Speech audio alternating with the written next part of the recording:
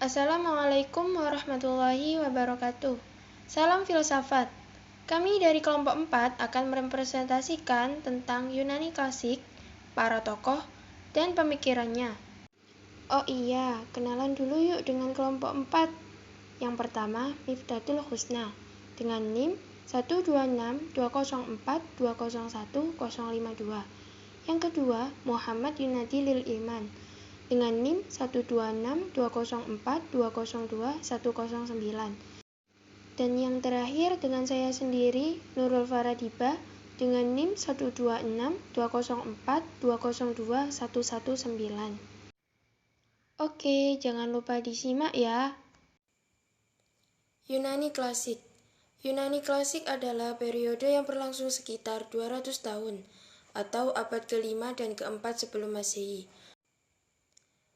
Dalam sejarah, Yunani yang jatuh ke tangan Persia, tetapi kemudian wilayah-wilayah Yunani ini kembali merdeka. Yunani klasik sangat berpengaruh terhadap Romawi dan juga menjadi landasan peradaban Barat. Sebagian pemikiran politik seni, arsitektur, patahan, filsafat, teater, dan sastra berakar dari zaman ini. Periode klasik kemudian digunakan oleh periode Helenistik. Berikut ini adalah beberapa para tokoh dan pemikirannya. Kaum sofis. Dalam ajaran filosofis Yunani terdapat satu kelompok filosofi yang dikenal dengan kaum sofis atau sophistes, yang dalam bahasa Inggris diartikan sebagai seseorang yang menipu orang lain dengan mempergunakan argumentasi-argumentasi yang tidak sah.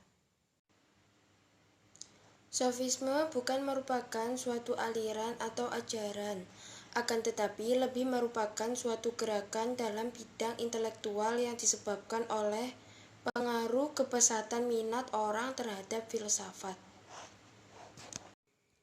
Berikut beberapa pemikiran para tokoh kaum sofis, yakni dari Gorgias, Socrates, Plato, dan Aristoteles. Yang pertama, Gorgias merupakan tokoh filsuf Yunani klasik lahir di Leontinoi, Sisilia. Pandai dalam bidang retorika atau seni berpidato. Karena kepandaian tersebutlah beliau menjadi terkenal.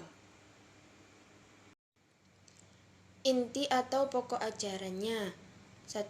Mencari ketenangan tentang asal-usul yang ada. 2. Bagaimana peran manusia sebagai makhluk yang mempunyai kehendak berpikir, karena itulah yang menentukan sikap pada hidupnya, dan seterusnya. Socrates. Pada tahun 469 sampai 399 sebelum Masehi, ada 3 pemikiran menurut Socrates. Yang pertama, pemikiran adanya kebenaran umum. Ia berpikir bahwa tidak semua kebenaran itu bersifat relatif. Yang kedua, keutamaan adalah pengetahuan. Jadi, semua hal dikaitkan dengan pengetahuan yang ada. Yang ketiga, adanya manusia yang abadi. Plato. Pemikiran filsafat menurut Plato pada tahun 427 sampai 347 sebelum Masehi. Ada 3 gelombang. Gelombang pertama adalah laki-laki dan perempuan mempunyai kedudukan yang sama, terutama dalam pendidikan dan pekerjaan. Gelombang kedua adalah pernyataan Plato untuk menghapuskan perkawinan dan keluarga untuk membentuk suatu negara besar. Yang ketiga, gelombang ketiga adalah kekuasaan politik negara lebih baik dipegang oleh para filsuf. Aristoteles. Pemikiran filsafat menurut Aristoteles pada tahun 384 sampai 322 sebelum Masehi. Aristoteles membagi filsafat menjadi 4 cabang. Yang pertama, logika.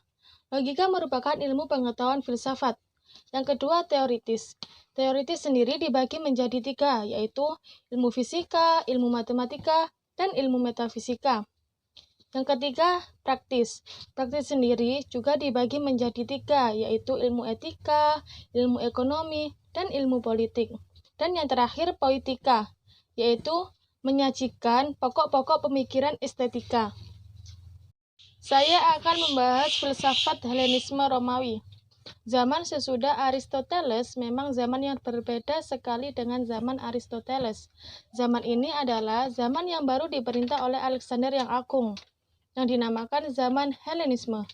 Helenisme diambil dari bahasa Yunani kuno, yaitu Hellenism, yang berarti berbicara atau berkelakuan seperti orang Yunani.